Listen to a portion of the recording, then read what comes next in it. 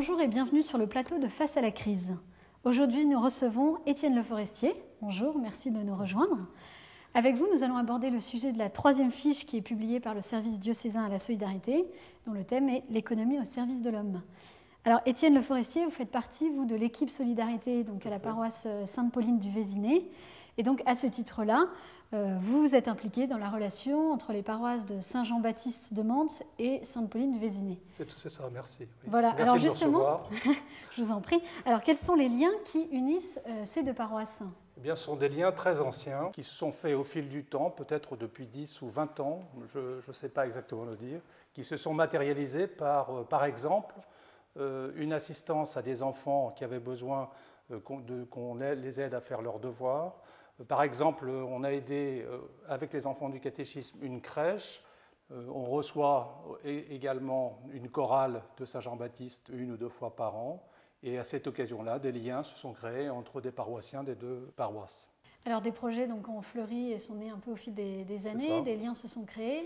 Et finalement, récemment, un projet a émergé aussi, c'est un projet d'accompagner des jeunes dans leur recherche de stage.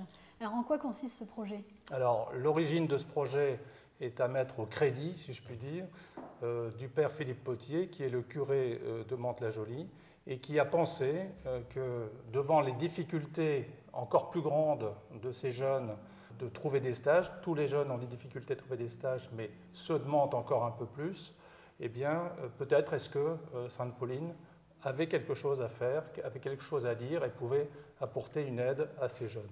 Alors concrètement, du coup, comment ça se passe ? Comment vous matérialisez cette aide ? Alors cette aide s'est matérialisée en 2010-2011. Nous nous sommes déplacés à un certain nombre pour recevoir les jeunes dans leur environnement, pour prendre connaissance de leur environnement, les écouter, leur demander de formaliser leurs questions, leurs projets personnels, et ensuite essayer de les préparer à des entretiens, et puis ensuite, si les choses tournent positivement, eh bien, obtenir les stages qu'ils cherchent, puisqu'ils cherchent souvent des stages en alternance. Ces jeunes donc, ont quel âge à peu près ? Alors ils ont souvent entre 18 et 22 ans, ils ont déjà un diplôme, ils ont un bac professionnel, ils ont un bac général, et puis ils ambitionnent de faire un BTS en alternance par exemple, dans différentes sections. Donc il y a une richesse finalement du Vésinet qui vient apporter cette aide d'accompagnement vers Mantes. Il y a une richesse aussi de Mantes vers le Vésinet, en créant une dynamique peut-être ? Alors voilà, notre projet, c'est qu'on reçoive et qu'eux aussi reçoivent. On se donne mutuellement. Donc en fait, on essaye maintenant de passer à une étape supérieure et de mettre en relation ces jeunes de Mantes avec une génération plus jeune que celle que je représente, par exemple, et qui seraient des actifs de 25 à 35 ans, qui eux sont déjà insérés dans la vie professionnelle. Alors en quoi justement ce projet est signe d'espérance aujourd'hui ?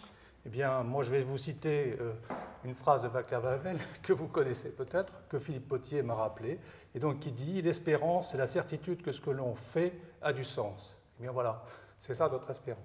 Étienne Le Forestier, merci. Nous retrouverons la prochaine fois pour aborder le sujet de la 4e fiche qui est publiée par le service diocésain à la solidarité. Et ce thème sera « Vivre ensemble, notre richesse commune ».